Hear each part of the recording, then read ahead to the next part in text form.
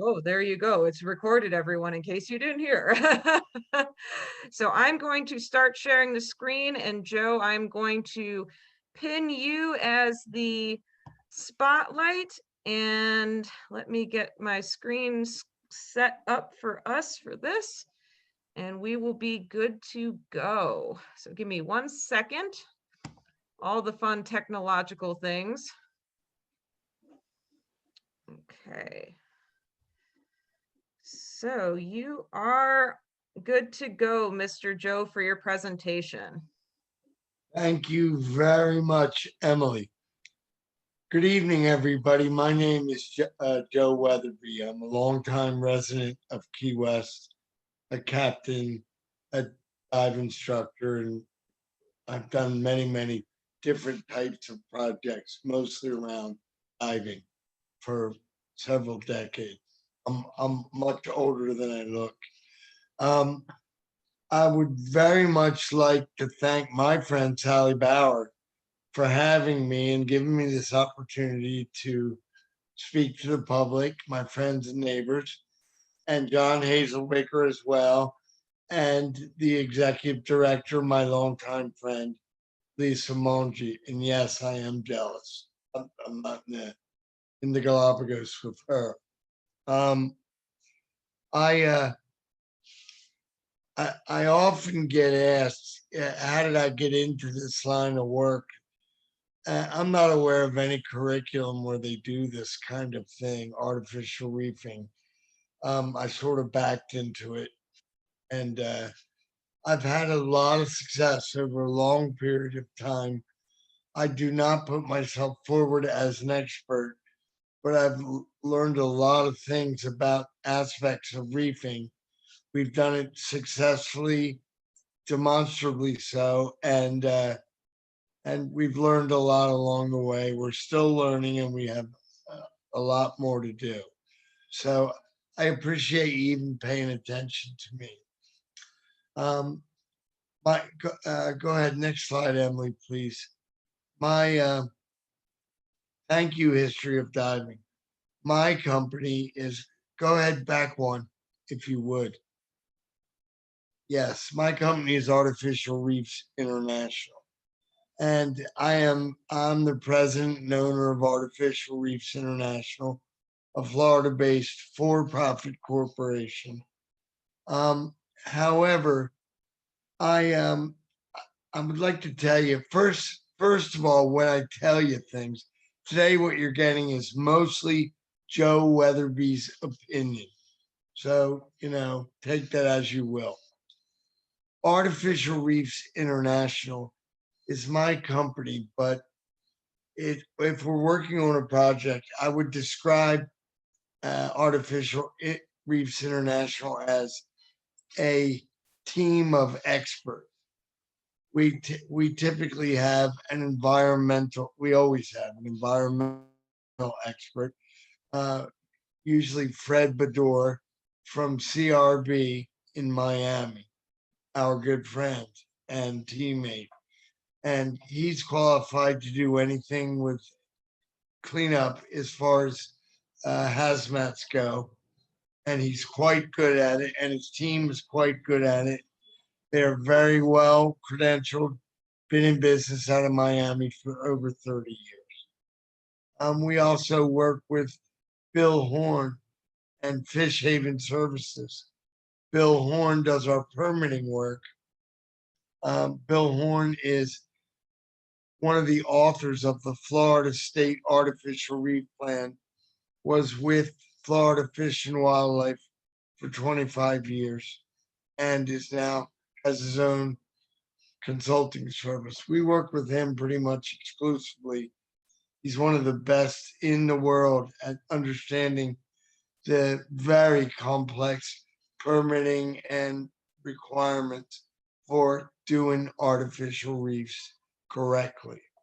Um, we concentrate on making clean work that works environmentally as well as economically, and we have no intent to hurt any habitat we're working in or workers. So and that has been our perfect record so far. My family owns a property in Key West, and the last thing I want is me or anybody else putting pollution in my backyard. So we're quite vigilant as far as that's concerned. And we've worked with numerous other organizations, many that you've heard of. The Chamber of Commerce throughout the Keys. We've worked with our state legislature, Florida Fish and Wildlife, the Marine Sanctuary, the TDC, the various business interests have all helped us with one project or another. And even the Parrot Heads played a big role in Vandenberg. I will tell you that we thank them all. We forget none of you. And we are all proud, remain proud of what we've been able to accomplish by working together. Team of experts. Not every expert is required on every job. If we have a boat that we can drive to the cleanup site, we don't need a tugboat, right? But usually it's lots of tugboats and cranes and all kinds of different pieces of equipment. Next slide, please.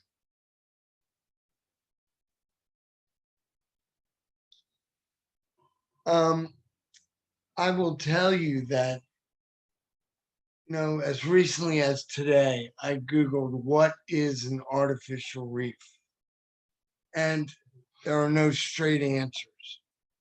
You get answers that usually or often or typically, but I will say my opinion is I've worked in reefing for 30 years and all over the world, and I will say that an artificial reef is anything that man puts in the water.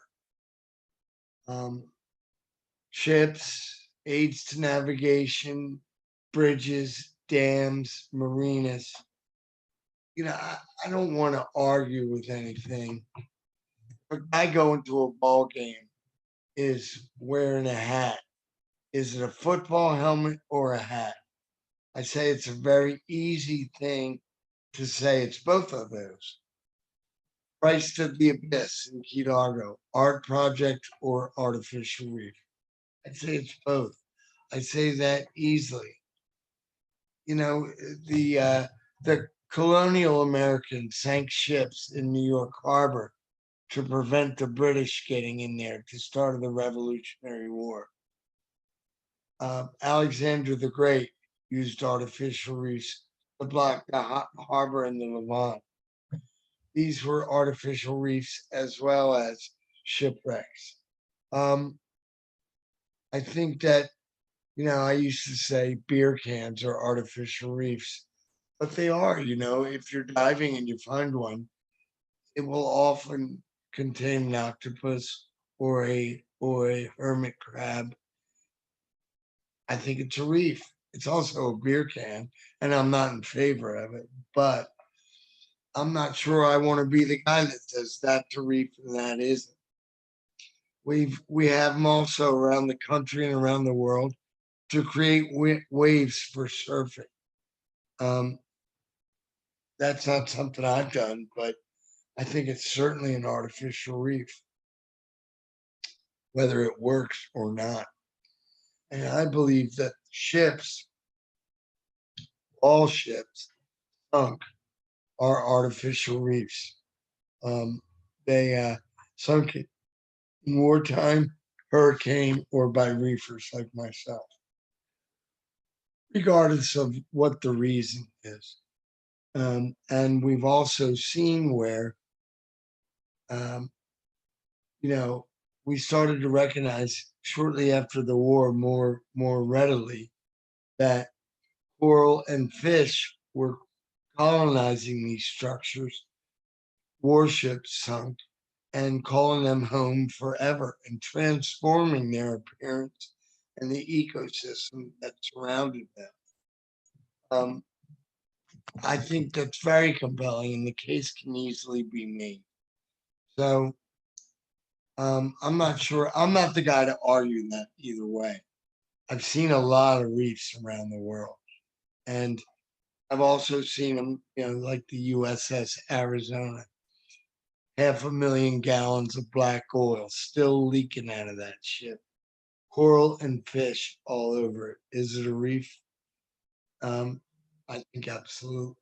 Next slide, please.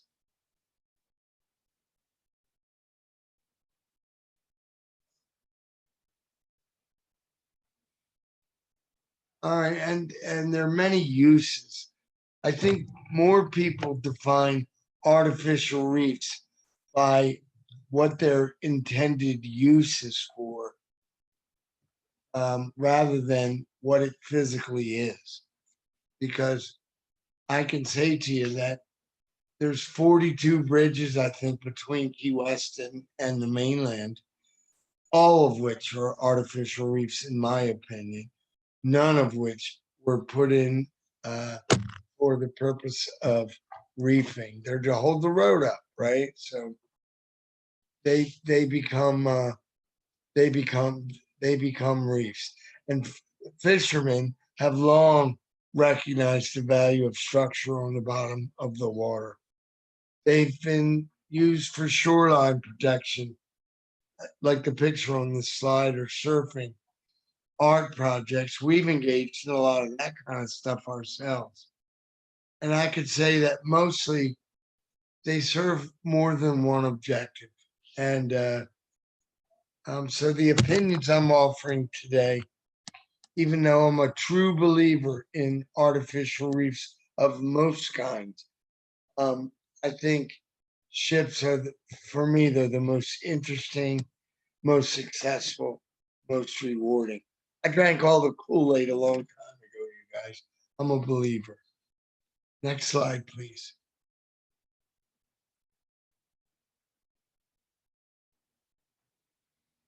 And we talk about historic artificial reefs. And we can talk about, we just did Alexander the Great, but if you Google online, how many shipwrecks are there in the world?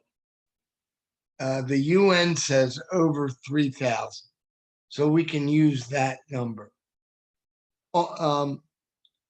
The I will say that of those over 3 million, okay? Of that number, the only clean ones are artificial reefs that have been placed on purpose. The war never sank any clean ones, neither did the hurricane. And some people, not many people are critical of this these days, but they may argue the point. But I would say that anybody is critical that's critical of sinking ships as artificial reefs because of any kind of concern around some impression of trashing the ocean. Ladies and gentlemen, there are 3 million ships out there that need cleaning. And if you want to do something about it, there's plenty of work to do. Places like Truck Lagoon and Bikini Atoll were among the first to be looked at as artificial reefs. And the guy who identified that was our friend Jacques Cousteau. I remember being a little kid watching that with my jaw hanging open. Could not believe what had happened. I did not realize what a transformation happened in the ocean when these structures were placed. And I can't believe the benefits that come from that. I would argue that shipwreck, people would say, well, they're not natural. And I would argue the point that shipwrecks on the ocean floor are have been there long before anybody got old enough to say that. We shipwrecks are part of the landscape, and have been since the Phoenicians and the South Sea Islanders, since the dawn of civilized man. And I think it's wise to consider that when having this discussion. Next slide.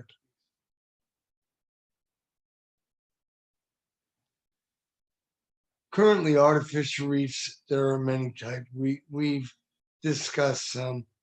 In the Keys, we've all looked at the Vandenberg, the Spiegel Grove, the Bib, the Dwayne, the Eagle, the Thunderbolt, the all of the ships out here. These are all artificial reefs, all permitted by Fish and Wildlife, all of which have been boons to our economy and to our environment.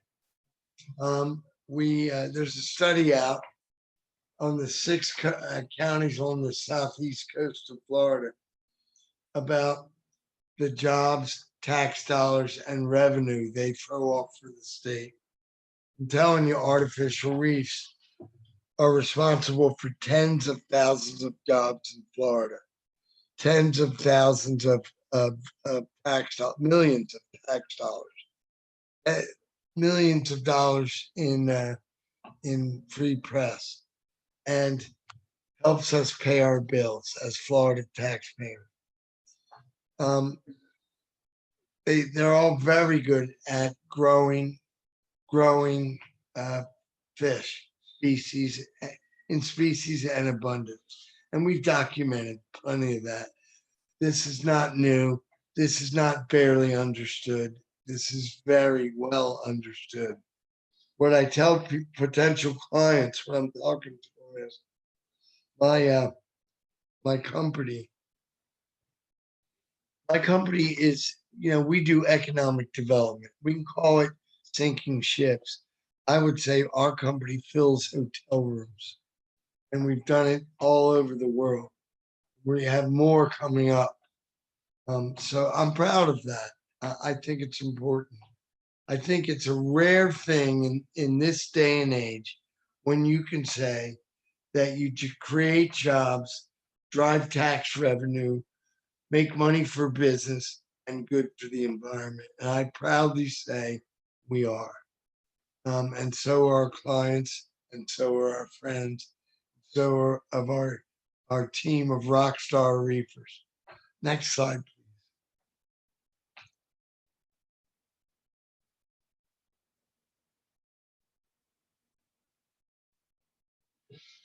We've been over some of the current uses of artificial reefs, but we're looking at some new ones. Current uses of artificial reefs. The marine creatures, the business opportunities, you get it. You sink a ship. The next day, somebody comes to go fishing. They stay in your hotel. They eat in your restaurant. They buy your gas. I will say too, though, we're proud of the fact that coral and fish grow on and around reefs. And we, in the Gulf of Mexico, not nearly as deep as the Atlantic side, extensive reefs are created from concrete reef balls and other structures, and they're very effective. The 6-county study is, $1 billion in tax revenue, thousands of jobs. It's a published document. I didn't want to give you a whole bunch of technical data sheets, but if you want, you can contact me. I'm happy to share it. Please, we also use, I'm sorry, one more thing. The artificial reefs are used to grow shellfish in the Chesapeake Bay and the estuaries in Florida. Very, very effective. We all know how much we like those oysters from Apalachicola, and these artificial reefs help grow those oysters. Next slide.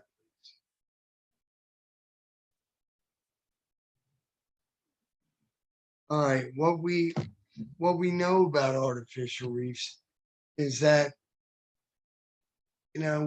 some mistakes have been made, and I've made some of them, and I'll admit to that. The idea with artificial reefs are they need to be clean, and there's a very robust set of standards that they have to be clean to, called the US EPA's best management practices for preparing vessels as artificial reefs, is our Bible. We also know that some things can't be put in the water, like oil, hydrocarbons, like PCBs. And there are numbers of chemicals you can't put in the environment. We test for and remove every bit of this.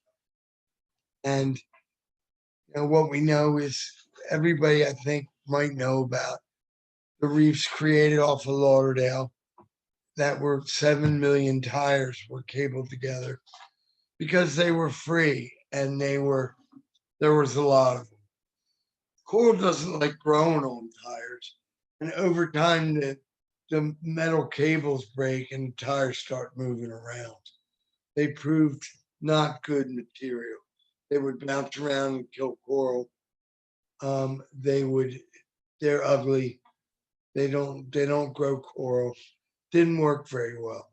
It was done in the 70s. They didn't know any better. You don't want anything that's got any kind of harsh waste, like nuclear waste.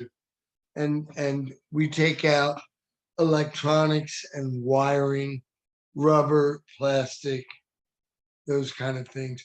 Automobiles have been used in a lot of places. Typically, they're not suitable because they can't be fully cleaned, and they're very, very thin, and they're not substantial enough to stand up over the long term to the dissolving they get in the salt water.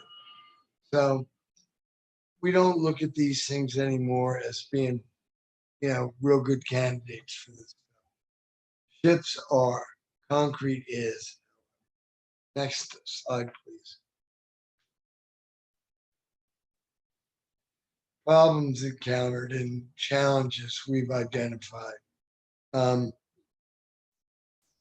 will say, maybe some of you know me from this activity, but always, and I don't think it's just with artificial reefing, the funding is the money's the hard part, right? Nobody's ever heard of that before. So we don't have a big surprise there. Very few kind of projects like this have any return on investment. Artificial reefs pay, if you're building another kind of economic development, like in Florida, we build baseball parks to attract tourists. The only problem with baseball parks is they're done with 30-year money loans, and they never get paid off. 25 years from now, it's not paid off, and we have to refinance it and build another one, take on more debt. I'm not knocking that. I'm just saying it's not a problem with a well-done reef. They pay for each other in a couple of years, and that is unlike other types of economic development. Often reefs have been done by government, and I believe there's a lot of things that government needs to do, including building infrastructure. But in my experience in this field, government has wants to do a reef, and you get into a place right away with bidders that is, I'll do it for a nickel, I'll do it for 4 cents, I'll do it for 2 cents. I think garbage in is garbage out. I don't know about you guys, but when I travel, I never take the cheapest hotel room near the airport because they're awful is what they are. And the cheapest reef winds up being a piece of crap, usually. Um, the contractor is motivated not to do the proper cleaning because that costs money. And he's also motivated to scrap as much of the ship as possible because that's how he's getting paid. He can do that. So, we're fighting some of that. We're fighting it with quality and concern for the environment and making our clients, making them profitable assets. Not in my backyard, NIMBYs. I don't want that reef around here. I don't know what a reef will do. There's a lot of discussion around. We've never done that before. I am scared to do it. And I think that's a function of our politicians. But I don't think we should be afraid of the ghosts under the bed. And NIMBYs are a persistent problem. People don't understand it. Some people don't understand it. Fishermen and divers clearly do. U.S. Navy and U.S. Maritime Administration are logically, that's what you're thinking. That's where the best and the coolest ships come from. But I would tell you that I think the Navy and the Maritime Administration currently no ships are being offered by either organization as reefs. And, I think artificial reefs are a pain in the ass. I think the permitting process, the fundraising process, and the educational needs make them difficult projects to do. Where the Navy can call a scrapper in some other place and they'll take it today. But I would tell you, we were just engaged. We had the help of the Florida Fish and Wildlife Conservation Commission. And folks, I will tell you that the people on that Conservation Commission, that is real public service. There's some heroic people on that commission because the public is tolerant of no mistakes. They are very hard to be asked to take even a step backward, and some of them can be quite pig-headed and just rude. Some of them aren't, but Fish and Wildlife, they have the courage to stand by their convictions and to help with the environment. And especially some of the ones you taxpayers and me have now are the best I've seen. I hope you feel the same way. I think that they just stepped up to try to get the aircraft carrier USS Vandenberg that was just sent to the scrapyard. They were helping to bring it for a client in Miami. And I'm telling you, you talk about what we can get to sell it for scrap, and it is pennies compared to 50 years as an underwater economic engine. These the evaluation criterion for what the best value to the taxpayer is has not been accurately reported. They don't report the revenue annually or over a decade that comes off of these reefs. Another challenge is guys with big egos. And I'll just say, call me sexist, but I've never had this problem with a female. It's always males. They always want to. I get a guy standing there going, well, Joe, I think the explosive charges ought to be over there, not where you have them. And I say, Shmuel, shut up. You're the accountant. Do the books. Let the explosives guys do what they do, right? I never saw anything like it. But arrogance has been a problem on numerous reef projects. You don't need Girl Scouts on your boat painting pictures of fish. One of them falls down a hatch, and the it's never going to end, right? You need trained people that are well protected, know what they're doing. It's a dangerous work site. Scrap metal industry is a big industry. They have millions to spend on lobbyists that millions to spend on lobbyists that fishing and diving, snorkeling do not have. And they win those fights over and over and over again. And when you're scrapping a ship, there's no telling how many tons of brass are in it or copper. It is a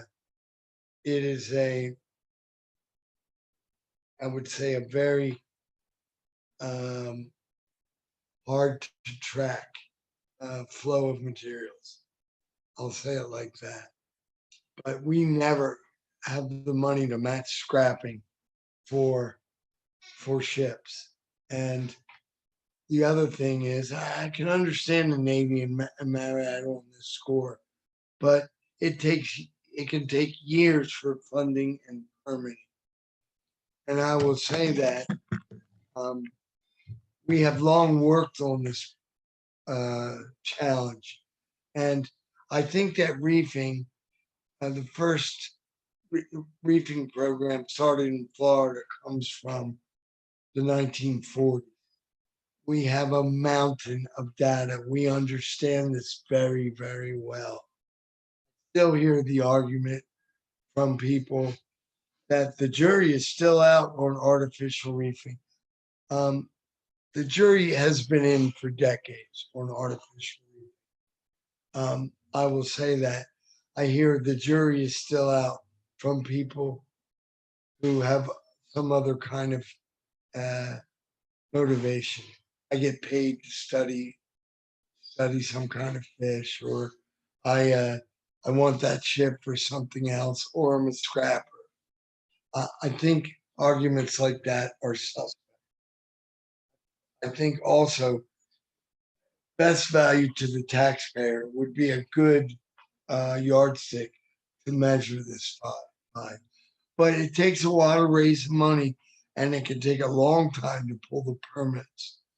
In fact, I would suspect that there are a number of leadership in the artificial reef regulatory food stream that all the way to the top. I thank you for what you've done and what you've helped us with. And I will tell you and the folks that are interested, we're going to talk about the environmental emergency we are facing in the Keys and all over the world, really.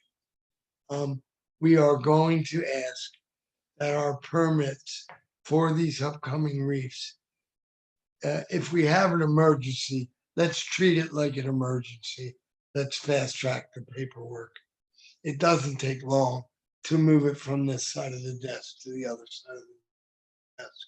And we want that. We want these projects to be prioritized by our leaders, environmental leaders, political leaders, business leaders. We hope that request will be met favorably. Next slide, please.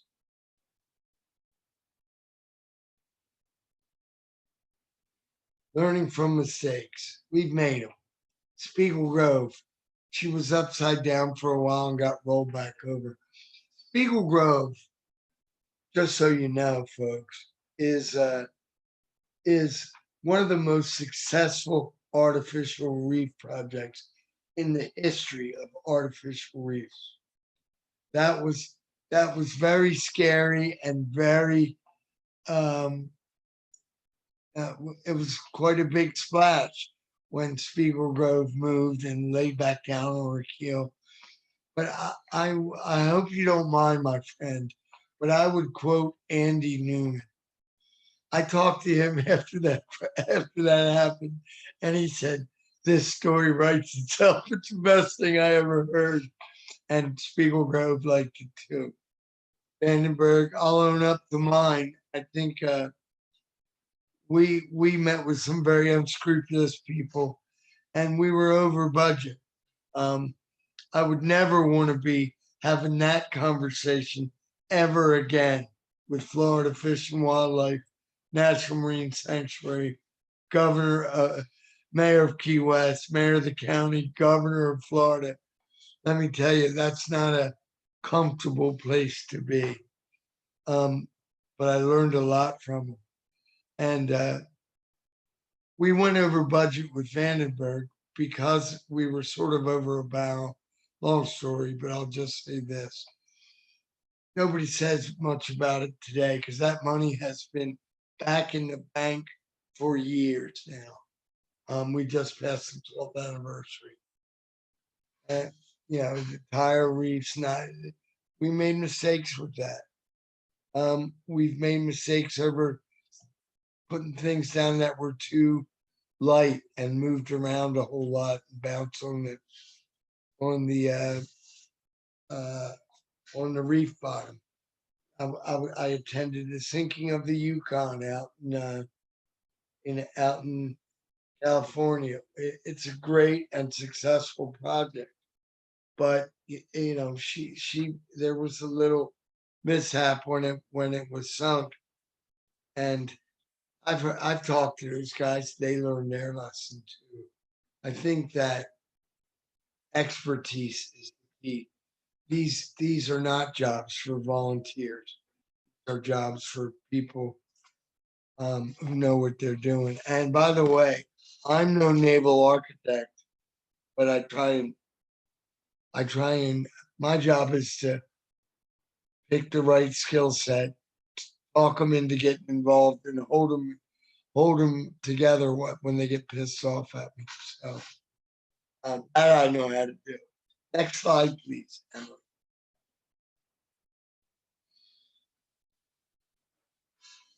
Artificial reefs, when they're properly done, when they're clean and stable, they're permanent boons to the environment. It's the economic boost provided by large ship artificial reef projects are probably better understood in the Florida Keys than anywhere else in the world. Spiegel Grove and Vandenberg, along with Bibb and Duane and Dolphish Bush and all of the wonderful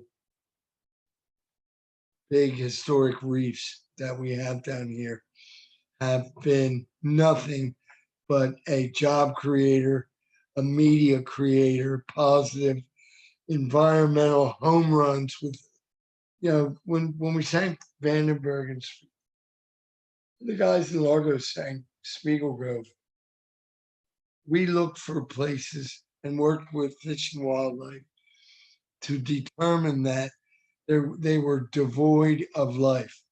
Maybe some worms in the sand, but that's about it. And now there's 200 species of fish in their uncountable millions on those sites where there were zero fish before. They're there without any corresponding denuded underwater reef where all the fish swam away, right? We have 200 to 300 permanent jobs in the Keys as a result of just those two. And I would say this, during the TARP, during the financial crisis in the Bush and Obama administrations, where we put trillions into the toppling economy, those new jobs cost on average $2 million per job. Do the math here. This is pennies. This is you can't see it like some of the other stuff, like walk by and see. But we studied all this. This is documented. I'm not Joe Weatherby bragging about work that I took part in. Yes, I am.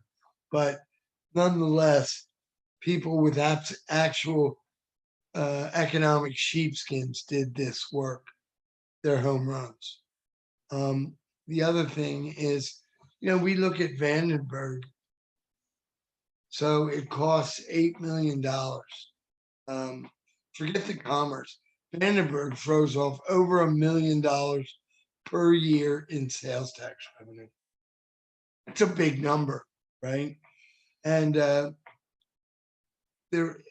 other thing is there is no ongoing maintenance on these projects. They get better as time goes on, and you never need to hire staff, buy insurance. You never have to mow the lawn or paint. It's a good proposition. On the face of it, it makes sense. Next slide, please.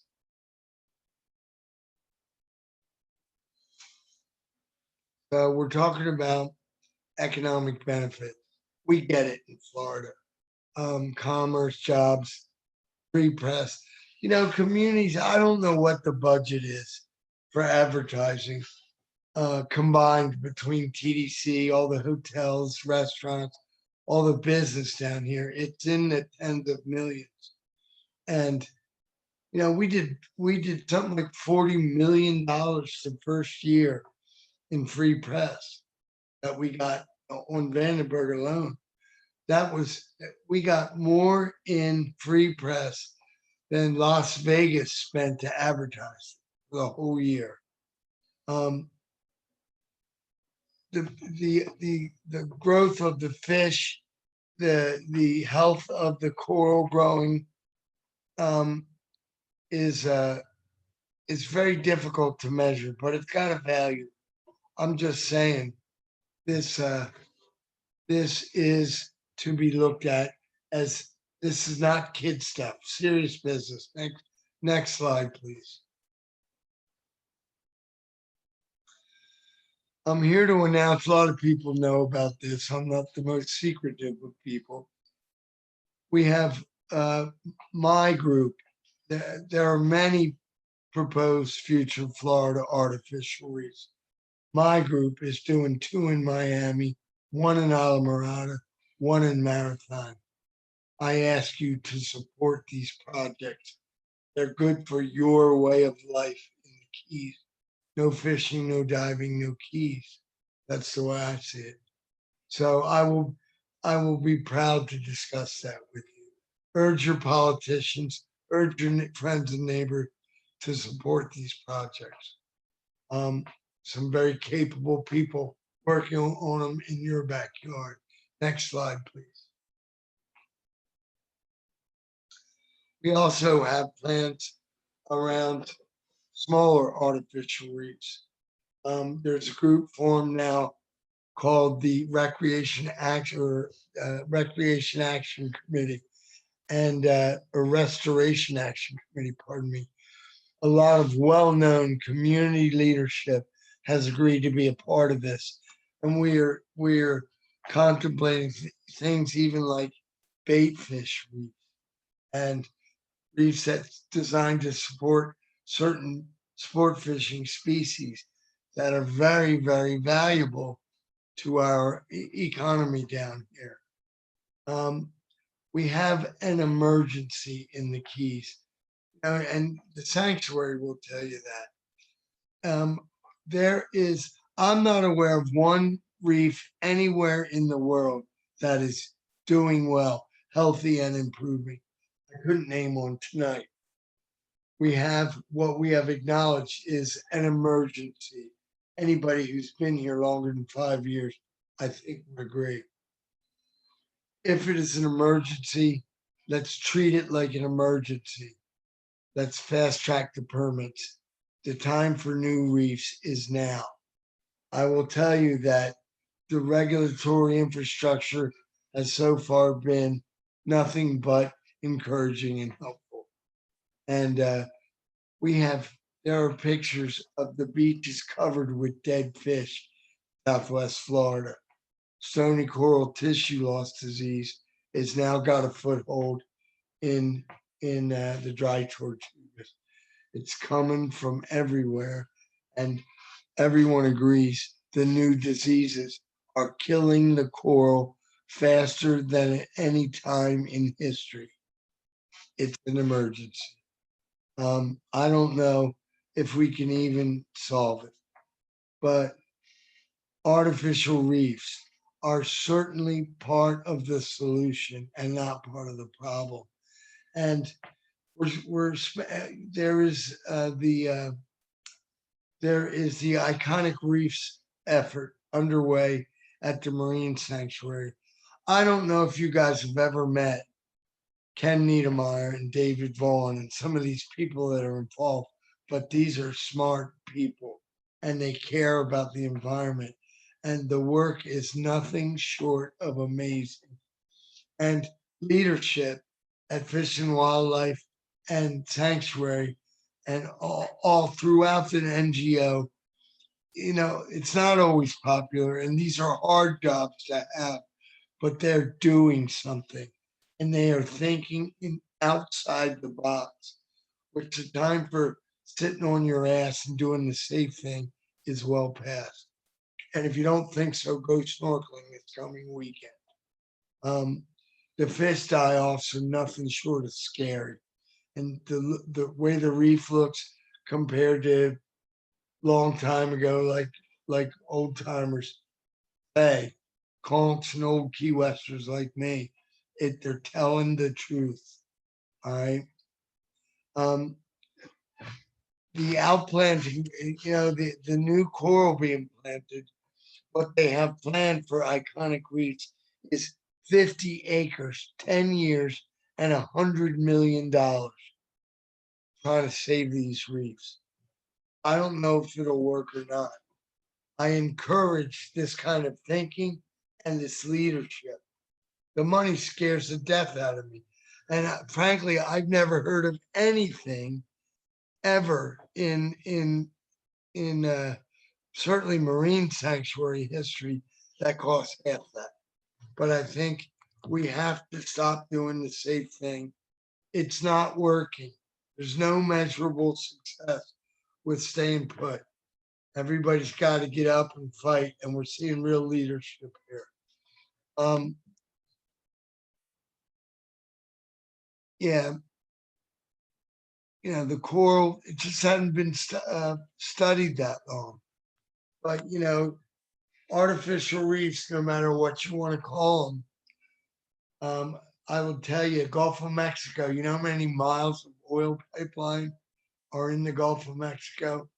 23,000 miles, all of which is artificial reefing, all of which is 8,000 times more productive than the sea bottom was before those pipes were there.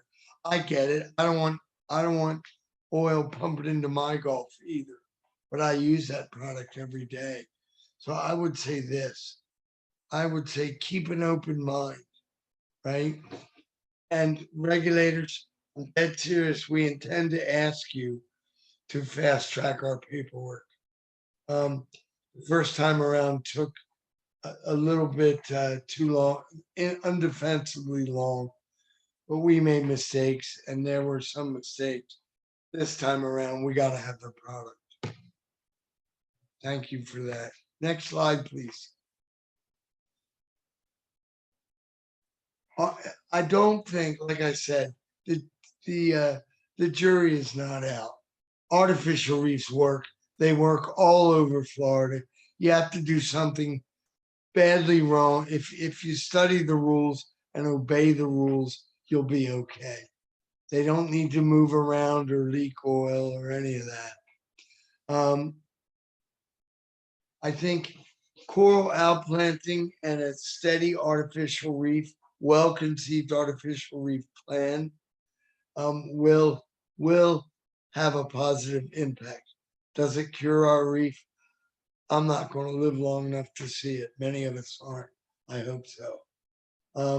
I think we've done a survey in the Florida Keys, in the Key West Citizen years ago.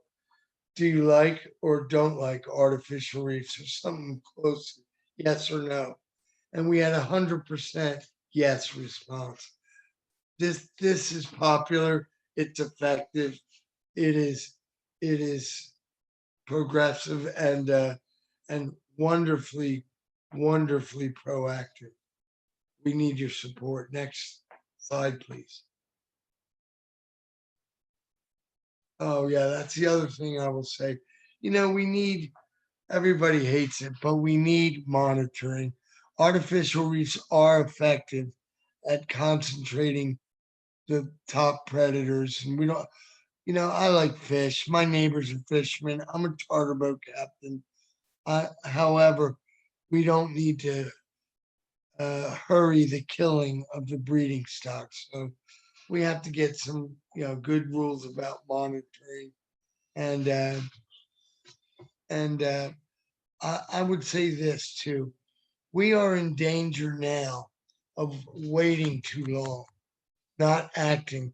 Can you picture 100 scientists underwater with clipboards in a giant circle around the last piece of coral,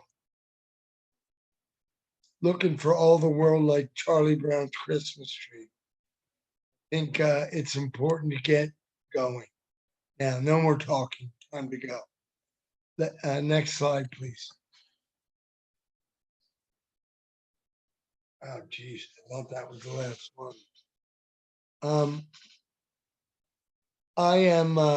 I'm going to tell you that I have a saying called semantic PattyCaner. I don't want to be argued to death on are they good or bad, good for the economy, bad. Are they helping the natural ecosystem? I think that's well demonstrated. Do they damage what is already there? Not unless you drop a ship on live coral, right? The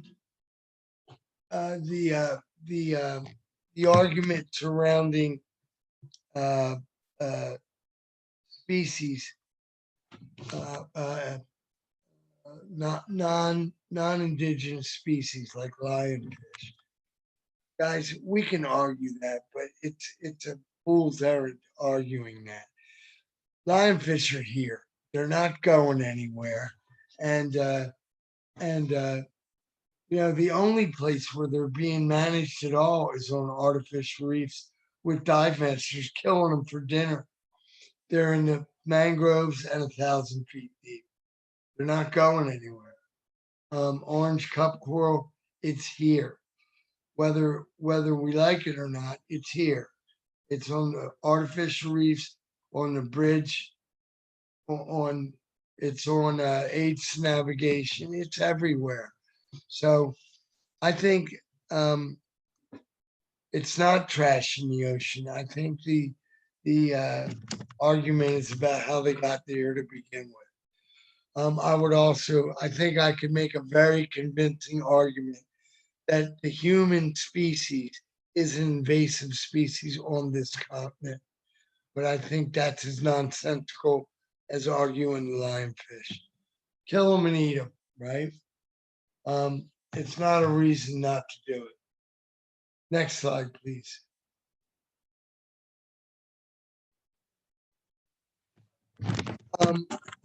We are, everybody is invited and encouraged to do any monitoring and studying about fish and coral they would like. We encourage it.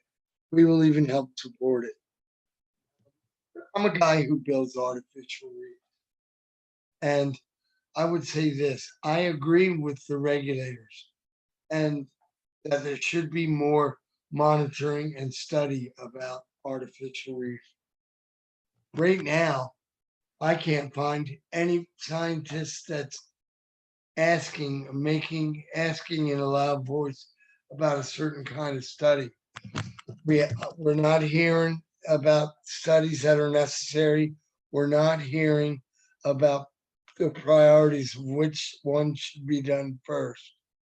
Now I say this, I say, if you want to study regarding artificial reefs, we encourage that. But I'm paying for my reefs. You pay for your studies. All right. I think that if you want it, pay for it like everybody else. Um, I think that more collaboration, more communication, and more evaluation, especially of the value proposition of artificial reefs, would be very eye opening to general public. Um, and we don't want the paperwork held up on little tiny, little tiny, uh, barely relevant details. I'm not saying it always is, but I think that we need to change our thinking as far as how important this product is. Next slide.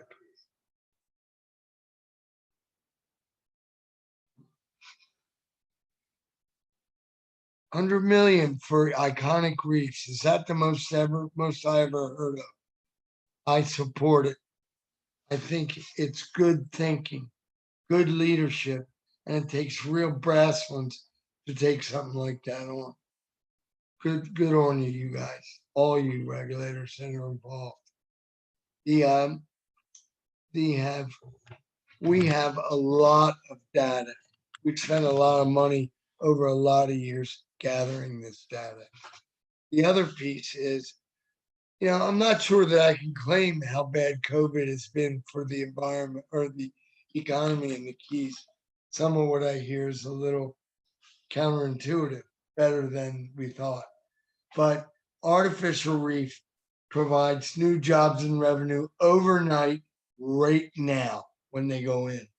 We don't have to wait 10 years to evaluate the result. It happens immediately. And it's part of why I support it. I'm not patient. Next slide, please. I will tell you that the next thing that's planned, you saw some of the upcoming reefs. Contact me if you have a question. Also, we are working with an artist named Sandra Priest from Pine Island, and we are bringing down, hopefully, we get all the permissions and everything. We're working through it, bringing down large pieces of the World Trade Center, one of which for the history of the Firehouse Museum, one to be placed on the deck of the Vandenberg. We will be unfurling a 40-foot flag on the morning of 9/11, a Saturday. Every dive boat in town's going out there that morning. Reserve your seat now. I hope you like it. A lot of people. In a former career, I worked in the World Trade Center, so it's close to my heart. And Alex Vega and his people, along with a lot of people, are helping with this. We have good leadership in this town. Thank you for your patience. If you have a question, write down my contact information, call me, email me, or please email Emily. That's thank you, Joe. So I just put out again, if anyone does have a question, I did have one from earlier from Laura. Earlier in the presentation, did you mean 3 million sunken ships? Or I think you said 3,000, which obviously didn't seem like enough. So are there 3 million? I had to circle back and repeat it. There are over 3 million according to the UN. You can Google it right now. Yes. Okay, perfect. That answers that one. Someone, their name is Port Largo. Where is the proposed place for the Bonhomme Richard? Bonhomme Richard. The proposed place for the Bonhomme Richard is a scrapyard in Texas. Oh. It was Miami. Okay, so it was Miami. Okay. Yeah, it was going to be in Miami. We have a group of very avid divers up there that are working on a big project and have been. But it was a big lift to get them to move that fast. I knew it going in. I was absolutely, we had 20 some Congress people from around Florida who wrote letters to the Navy. Okay. Very well supported in a charge led by Florida Fish and Wildlife. Wonderful. Okay. Thank you, Um, Robin. Teresa was wondering, were any of the bad artificial reefs remediated or removed, or were they left where they were? Well, the bad artificial reefs, what we haven't seen is a ship that sank and it's got, oh, did we not get that 40,000 gallons of fuel and it's leaking like that? Most all of the war wrecks around the world, most of those 3 million wrecks are leaking bad stuff. Under 1% have been cleaned to the standard that we expect.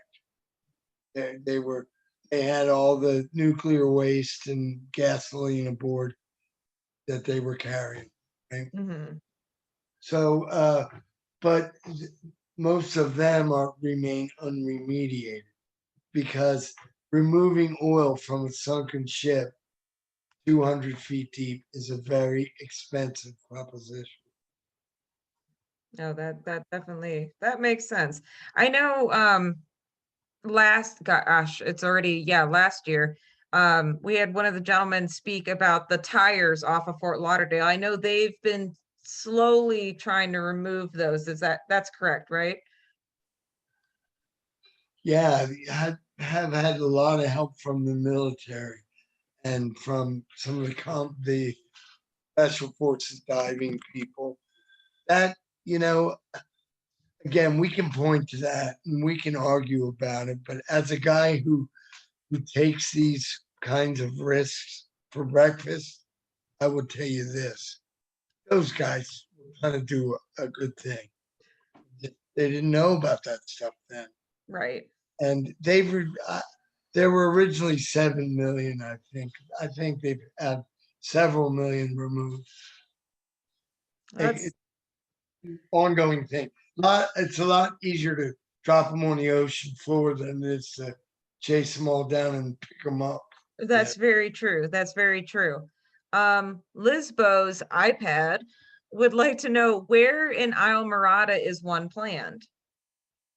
The group in Isla Morada spearheading the effort. My clients are working, we still have to go in front of the village council, but the group of people that are spearheading the effort is a nonprofit called Isla Artificial Reef Association.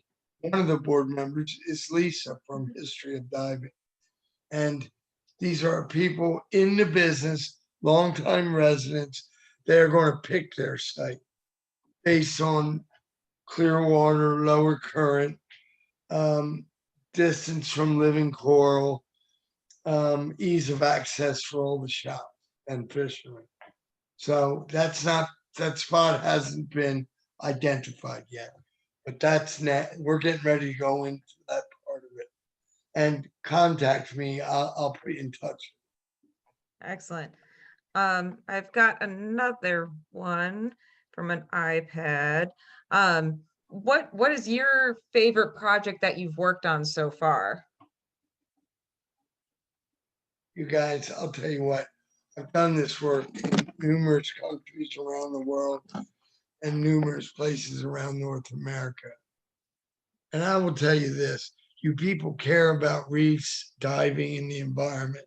These are things that I care very deeply about.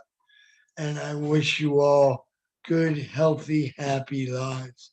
But what I will say to you is that the best wish I can have for everybody that can hear me is I hope you have one day on the face of this earth in your life that was good as sinking the Vandenberg.